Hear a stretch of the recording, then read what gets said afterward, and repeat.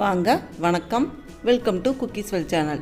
இன்றைக்கி குக்கீஸ்வெல் சேனலில் வெள்ளைப்பூண்டு குழம்பு எப்படி செய்யலான்னு பார்க்கலாம். வாங்க வீடியோக்குள்ளே போகலாம். நான் ஒரு கடாயில் 1/2 டேபிள் ஸ்பூன் எண்ணெய் ஊற்றிருக்கேன். அதில் 4 மிளகாய் வத்தலை போட்டு வறுத்து எடுத்துக்கலாம். ரொம்ப கலர் மாறிடக்கூடாது, டக்குன்னு போட்டோன்னே எடுத்துருங்க. 2 ஸ்பூன் மல்லி விதை சேர்த்துக்கிறேன். 1 ஸ்பூன் மிளகு சேர்த்துக்கிறேன். 1 ஸ்பூன் சீரகம் சேர்த்துக்கிறேன். 1 ஸ்பூன் துவரம்பருப்பு சேர்த்துக்கிறேன். 1 ஸ்பூன் கடலைப்பருப்பு சேர்த்துக்கிறேன். இங்கே நான் ஸ்பூனுன்னு சொல்கிறது டேபிள் ஸ்பூன் கிடையாதுங்க. நார்மலாக நீங்கள் வீட்டில் மீடியமான ஸ்பூன் வச்சுருப்பீங்கள, அந்த மாதிரி ஸ்பூன் எடுத்துக்கோங்க. ரொம்ப பெரிய ஸ்பூனாக இல்லாமல் ஸ்பூனுன்ட்டு வீட்டில் வச்சுருப்போம்ல, ஜீனி அதெல்லாம் எடுக்கிறதுக்கு அந்த ஸ்பூன் அளவு. இதை நீங்கள் தனித்தனியாக வறுக்கனாலும் வறுத்துக்கலாம். நான் எல்லாத்தையும் ஒன்றாவே போட்டு வறுத்துட்டேன். இப்போ இதை ஆறட்டும். நல்லா ஆறிடுச்சுங்க. இதை ஃபஸ்ட்டு நம்ம அரைச்சிக்கலாம். தண்ணிலாம் எதுவுமே ஊற்றாமல் அரைச்சிக்கோங்க. நீங்கள் ஃபஸ்ட்டே தண்ணி ஊற்றிட்டிங்கன்னா நல்லா அரைப்படாது. நீங்கள் இதை மிக்சியில் அரைக்கிறதோட அம்மியில் அரைச்சிங்கன்னா நல்லா அரைக்கும். ஆனால் அம்மி இல்லாதனால நான் மிக்சியில் அரைச்சிக்கிறேன். இப்போ நான் இதில் புளி தண்ணியை சேர்த்துக்கிறேன். இல்லை தண்ணி ஊற்றி அரைக்கனாலும் அரைக்கலாம். நான் புளி தண்ணி கரைச்சி வச்சுருக்கிறதுனால அந்த தண்ணியே ஊற்றி அரைச்சிக்கிறேன். மிக்சியில் நீங்கள் எவ்வளோ தான் அரைச்சாலும் நல்லா ரொம்ப மையாக அரையாது, ஆனால் மையாக தான் அரைக்கணும். 4 சாம்பார் வெங்காயத்தை சேர்த்துக்கலாம். சேர்த்துட்டு அதையும் அரைச்சிக்கலாம்.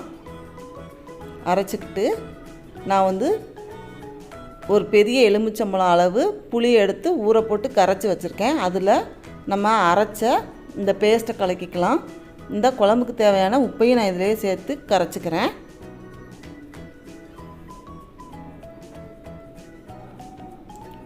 இதில் 4 டேபிள் ஸ்பூன் நல்லெண்ணெய் ஊற்றிருக்கேன். 1 டீஸ்பூன் கடுகு, 1 டீஸ்பூன் உளுந்தம்பருப்பு, 1 டீஸ்பூன் வெந்தயம், 3 வரமிளகாயை போட்டிருக்கேன். போட்டு ஒரு 25 வெள்ளைப்பூடை தோல் உரித்து அதையும் சேர்த்துக்கிறேன். நல்லா சிம்மில் வச்சுக்கோங்க. ரொம்ப ஹையில் வச்சுட்டிங்கன்னா கலர் மாறிடும், ஆனால் உள்ளே வேகாது. அதனால் மீடியம் ஃப்ளேமில் வச்சு நல்லா வேக விடுங்க. கலர் மாறட்டும்.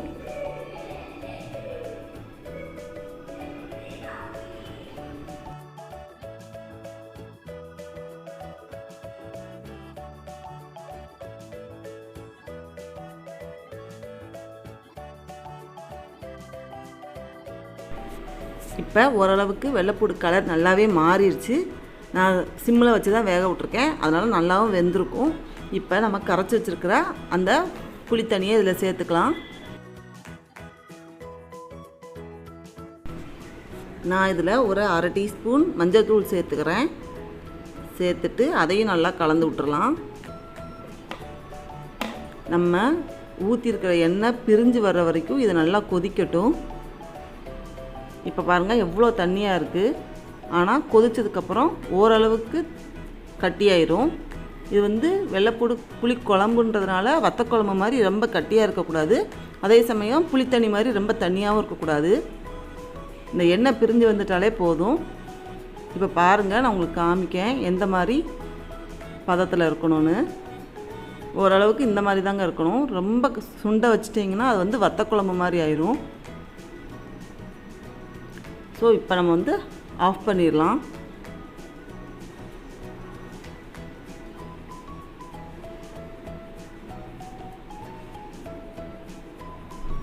நம்மளுக்கு வெள்ளைப்பூடு புளிக்குழம்பு ரெடி ஆயிடுச்சு.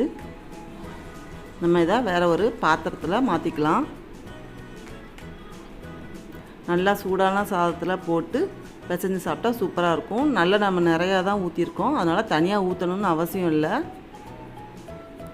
கண்டிப்பாக இந்த ரெசிபியை ட்ரை பண்ணுங்கள். இந்த வீடியோ உங்களுக்கு பிடிச்சிருந்தால் லைக் பண்ணுங்கள், ஷேர் பண்ணுங்கள். குக்கீஸ்வெல் சேனலுக்கு சப்ஸ்கிரைப் பண்ணுங்கள். மறக்காமல் பெல் ஐக்கானை கிளிக் பண்ணுங்கள். தேங்க்யூ.